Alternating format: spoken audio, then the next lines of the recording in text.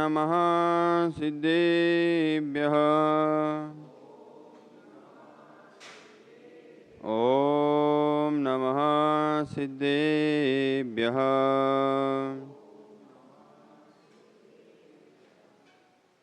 जय मंगलभूदाणं विमलाणं नाणदंसनं मयाणं शेरलोय सेहडाणं नमो जया सव्वसिद्धाणं नमो अरिहन्ताणं नमो सिद्धाणं नमो आयरीयाणं नमो वज्रायाणं नमो लोय सव्वसाहुणम। श्री 1008 कल्पतरु शांतिनाथ भगवान की। श्री 1008 आदि ब्रह्मा आदिनाथ भगवान की। श्री 1008 पदम प्रभु भगवान की। श्री 1008 चिंतामणि विश्व विघ्नहर पार्श्वनाथ भगवान की।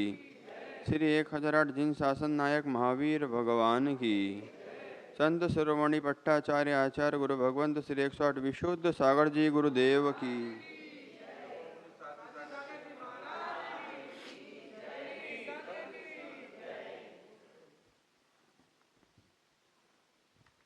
भव्य बंधुओं, हम सभी लोग भगवान महावीर स्वामी के शासन काल में विराजमान होकर भगवान श्री शांतिनाथ स्वामी के चरण सानिध्य को प्राप्त करते हुए भगवान की वाणी का यहाँ रसपान कर रहे हैं। जिनेंद्र भगवान की वाणी जो हर जीव को संबोधित करती है, जिसने लाखों करोड़ों प्राणियों को जीवों को संबोधित किया और संबोधन में संसार में प्रगतिशील जीवों की पंच प्रवर्तन भाव परावर्तन को रोकने का प्रयास किया कि हे जीव, यदि अपने आत्म स्वरूप में लीन होना चाहते हो तो शुभ उपयोग में लीन रहते रहना। यदि इस श्रावक कुल को सफल करना चाहते हो, अष्ट कर्मों से मुक्त होना चाहते हो, तो शुभ उपयोग भगवान का देव दर्शन, भगवान की पूजा, भगवान की शांति धारा और भगवान के द्वारा प्रणीत जिन धर्म आगम का जिनागम का रसपान करते रहना, जिसमें तुम्हें बोध होता रहेगा कि तुम श्रावक क्यों बने, जैन कुल क्यों मिला, इस जैन कुल में महानता क्यों है। ये सारी बातें तुमको जिनागम में प्राप्त होती रहेगी। इसलिए श्रावक के सारे कर्म करते रहना, उसमें तुम्हारा संबोधन होता रहेगा। और जब संबोधन होना बंद हो जाए तब गुरु के चरणों में बैठकर उनसे प्रक्षणा करना, पूछना कि मैं भगवान का अभिषेक करता हूँ, मैं भगवान की पूजा करता हूँ, मैं भगवान की शांति धारा करता हूँ, मैं भगवान आपके द्वारा कथित जिनागम का स्वाध्याय करता हूँ, उससे मुझे क्या लाभ होता है। फिर कहेंगे गुरुदेव, करुणा दृष्टि होती है गुरु की। शिष्य ना भी पूछे तो गुरु की दृष्टि होती है। गुरु के मुखारविंद से शिष्य के लिए और श्रावक के लिए, हर जीव आत्मा के लिए एक विशेष बात और सूत्र निकल कर आती है। और गुरुदेव कहते हैं कि जो इस मनुष्य पर्याय में मनुष्य गति को भूल जाता है, वही भगवान का सच्चा भक्त होता है। मैं मनुष्य नहीं हूं भगवान, जब आपका अभिषेक करूंगा, जब मैं मनुष्य नहीं हूं, ओह तो फिर क्या हो, तिर्यंच हो, क्या हो, नारकी हो, अबुद्ध हो, अप्रतिबुद्ध हो, क्या हो, नहीं। सो धर्म इंद्र भगवान तीर्थंकर का जन्म होता है, तीर्थंकर स्वामी जब जन्म लेते हैं तो 100 धर्म इंद्र 1008 नेत्र बना के भगवान की भक्ति करता है। बस भगवान मैं आपकी भक्ति कर रहा हूं तो मैं 100 धर्म इंद्र हूं, मैं आपका अभिषेक कर रहा हूं, मैं मनुष्य नहीं हूं, मैं देव बन चुका हूं। देव बन के भगवान का अभिषेक करना, और जो मनुष्य मान के भगवान का अभिषेक करेगा उसको पुण्य नहीं लगेगा।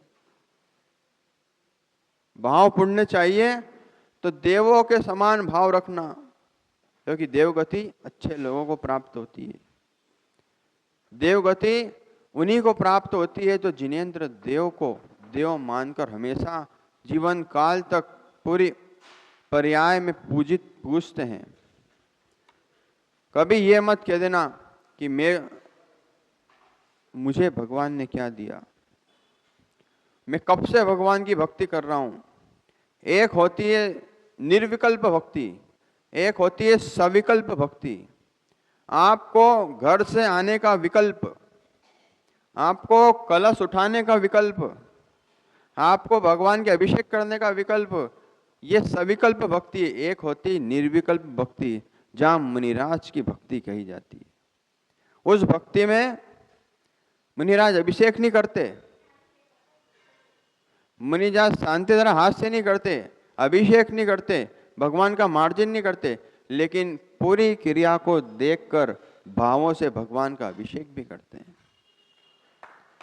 पूरी क्रिया को निहारते हुए ये भावना भाते हैं, प्रभु आप पे जलाभिषेक हुआ, प्रभु ये आपके मस्तक पर अभी अजय भैया कह रहे थे, और अभिषेक ऐसे ही होना चाहिए।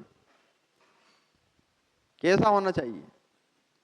जैसे आपने चतुष्क कलश की स्थापना करी, उस पे जो पहला कलश होता है भगवान के अभिषेक का, ओम ह्रीम श्रीम क्लीम मरम मम मम मम जलाभिषेकम करोमि, जो मंत्र बोला था, वो मंत्र से जो कलश आप भगवान के सर पर ढार रहे हैं, वो कलश पूरा ढारना चाहिए।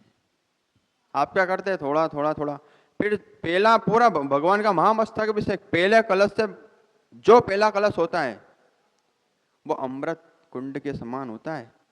आप देखते हो ये सोने का कलश है, ये चांदी का कलश है, ये तांबे का कलश है, लोहे का कलश है, कोई पात्र का कलश नहीं, ये क्षीरोदधि का कलश है।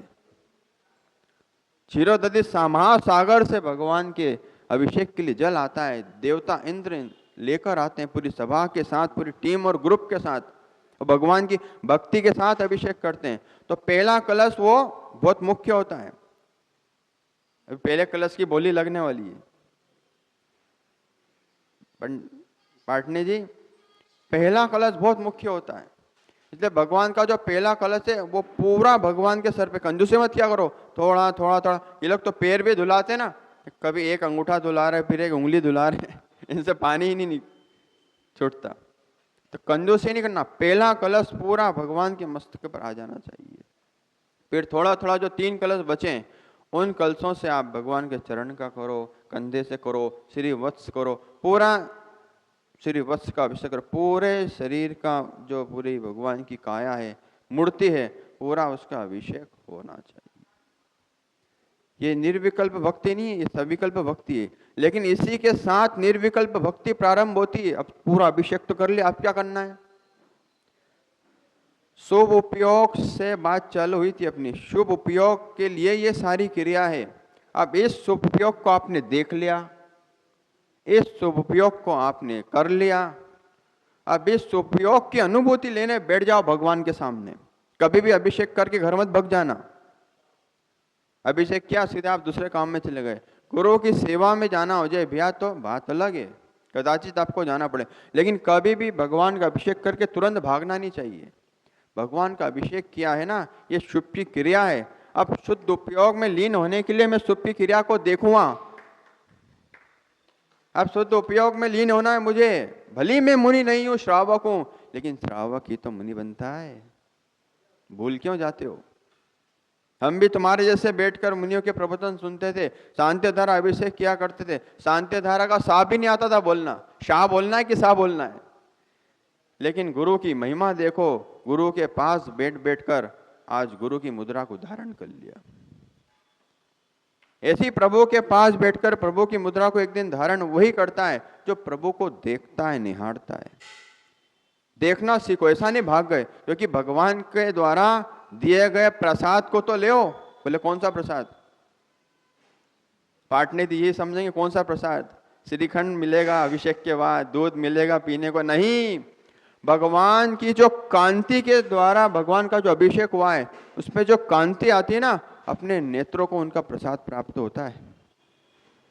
आपके नेत्र पवित्र हो जाते हैं। सुबह आप आओगे तो भगवान बिल्कुल ऐसे बिल्कुल सामान्य से दिखेंगे, लेकिन जब अभिषेक भगवान का हो जाता है उसके बाद प्रतिमा को एक टक आज्ञा चक्र में निहारना चाहिए, देखना चाहिए हर व्यक्ति को। ओ भगवान, आपके भामंडल में मेरे 7 भाव झलक रहे हैं। भगवान, आपके 3 छत्र हैं जो मेरे सम्यक दर्शन का कारण है, मेरे सम्यक ज्ञान का कारण है, मेरे सम्यक चारित्र का कारण है। प्रभु, मुझे आपके इन छत्रों को देखकर ऐसा सम्यक ग्रहण हो कि कोई भी भव में जाऊं, नरक में भी चले जाऊं तो नरक में भी बहुत सुख है। अजय भैया प्रश्न चिन्ह खड़ा कर देंगे। नरक में भी बहुत सुख है और नरक में भी बहुत दुख है। नरक में दुख है उसके पास जिसके पास सम्यक दर्शन नहीं है, और नरक में सुख है उसके पास जिसके पास सम्यक रत्न है, जो यहीं से लेके गया है, कहीं से नहीं लिया है। इसी इंदौर नगर में कई त्यागियों ने वैराग्य को धारण किया है। इसी इंदौर नगर में दीक्षा हुई थी हमारी भी, और भी त्यागियों की, और आचार्य भगवंत का एक विशेष ये साधना का, प्रभावना का, तपस्या का गढ़ रहा है। विशुद्ध दौर इंदौर कहा है। क्या कहा है? विशुद्ध दौर इंदौर। हर प्रकार के दौर आते हैं। एक मोदी का दौर चल रहा है, वो शासन का दौर है, लेकिन दिन शासन के नायक आचार्य विशुद्ध सार जी का दौर है, जिस दौर में यह समझाया जाता है कि जहां पीछे कमंडल है वहां हमारा बारंबार नमस्कार है। नमो लोय सौ सावड़म की जहां महिमा बताई जाती है, नमो लोय सौ सावड़म का जहां भेद ज्ञान कराया जाता है, भेद नहीं कराया जाता। कोई मुनि दिखे समझना मेरे ये भेद विज्ञान का कारण जा रहा है। भगवान दिख जाए, ये मेरे भेद विज्ञान का कारण है। प्रभु, इस खोटे पंचम काल में जहां देह अन्न का कीड़ा बनाए, कोई त्याग तपस्या ज्यादा लोग कर नहीं पाते हैं, जो करते हैं उनकी हमेशा अनुमोदना करना। जो कर रहे हैं इस पंचम काल में निर्ग्रंथ व्रत को धारण करके, जिन लिंग को धारण करके प्रभावना कर रहे दिन शासन नमोस्तु शासन की, उन सबकी मैं मन वतन काया से अनुमोदना करता हूं। ये तुम्हें पुण्य की वृद्धि हो गई। पुण्य बढ़ाने और कहीं नहीं जाना पड़ता। सबसे मेन चीज है, सबसे खास विशेष महत्वपूर्ण बात है कि पुण्य बढ़ाने कहीं नहीं जाना। भगवान का एक बार सुबह प्रातःकाल दर्शन किया, गुरुओं की अनुमोदना की, गुरुओं का चरण स्पर्श किया, गुरुओं की वंदना करी, सबसे बड़ा पुण्य का उदय वहीं प्रारंभ हो जाता है। इतिहास साक्षी, ज्योतिष साक्षी, गुरु साक्षी, अरिहंत केवली गणधर देव साक्षी हैं इस बात के कि जिन जिन ने प्रातः काल उठकर श्री जी का अभिषेक किया है, उनके जीवन में कभी संकट के बादल नहीं आए। याद रखना, भगवान का अभिषेक और उसकी अनुमोदना हमेशा करते रहना, और अपने जीवन को सार्थक बनाने के लिए मंदिर के बाहर से भी निकलो ना। पटनी जी, आपको देखा था मैंने कल, वो जुम्मा भी प्रवचन सुनने रहा, आपको देखा था, आप सीधे जा रहे थे वाहन से, लेकिन आप जैसी मंदिर आया तो आप नहीं कर लिया था। क्यों? ये भगवान की ऊर्जा है जो आपको अपनी साइड खींचती है। आपका पुण्य और प्रतिमा का पुण्य दोनों यदि अभिषेक और भक्ति के काल में जुड़ जाते हैं ना, तो प्रचंड पुण्य बढ़ जाता है। और गुरुदेव तो कहते हैं इस पंचम काल में प्रचंड पुण्य उसी का बढ़ता है जो भगवान की अभिषेक करता है, शांति धारा करता है।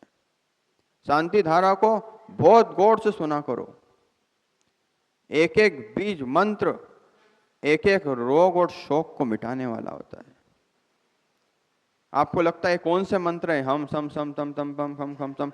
एक एक बीज मंत्र एक एक विद्यार्थी के लिए पढ़ने में महान साधक है। जिसके मेमोरी कमजोर हो, पढ़ने में क्षमता कम हो, कई बच्चे बोलने में अटकते हैं, बोल नहीं पाते, क्षमता कम है, शारीरिक क्षमता कम है, उनको शांति धारा मंत्र का एक बीज मंत्र गुरु से ले लेना चाहिए। पाटनी जी, इतनी महिमा है शांति धारा के मंत्र के। एक मंत्र, पूरी शांति धारा की बात नहीं कर रहा हूं, पूरी शांति धारा पढ़ लोगे तो जैन मुनि बन जाओगे। एक शांति धारा का एक मंत्र, बीज मंत्र कोई भी ले लो आप, गुरु से लेना। ऐसा नहीं कि खुद ही लेकर चालू कर दो प्रारंभ। गुरु से लेकर उस मंत्र की गुरु दीक्षा लेकर श्रीफल चढ़ाकर उनसे निवेदन करना कि महाराज गुरुदेव मुझे एक बीज मंत्र चाहिए, शांति धारा का होना चाहिए, शांति धारा में से। ऐसा नहीं कि महाराज जी डायरी में से उठा के दे दें। उस शांति धारा में से एक मंत्र आपको गुरु मुख से मिल गया और आप भले ही नमोकार की माला मत फेरो, भले कोई स्वाध्याय मत करो, मैं तो कहता हूं अभिषेक नहीं हो पाए हुई मत करो, अभिषेक की अनुमोदना करते करते उस बीज मंत्र का आप अनुष्ठान करो, आप जप करो, उसका ध्यान करो, उसकी सिद्धि होने पर आपको उसका फल स्वयं में दिख जाएगा। इसलिए भगवान की अभिषेक की अनुमोदना करें, रोज अभिषेक करने आए, जो नहीं आते हैं उनको भी लेके आए, और जो कर रहे हैं उनके लिए भावना भाएं कि हे प्रभु, जो आपका अभिषेक कर रहे हैं ये शतायु हो, दीर्घायु हो, जब भी तो बोला है सद्धर्म श्री बल आयु ऐश्वर्य अभिवृद्धि रस्तु। राहुका जी, हाँ राहुका जी, अनुमोदना करते रहना कि जो अभिषेक कर रहे हैं ये दीर्घायु हो। बोले इनकी क्यों कामना कर रहे हैं? अरे नहीं करने वाले दुनिया से चले गए तो कम से कम ये दीर्घायु होकर अपने दिन शासन की प्रभावना तो करते रहेंगे। इसलिए हर व्यक्ति की अनुमोदना करना, छोटा सा बालक भी भगवान का अभिषेक कर रहा हो ना, इस पंचम काल में सबसे बड़ा महान प्रचंड पुण्य का उपाय भगवान की शांति धारा अभिषेक।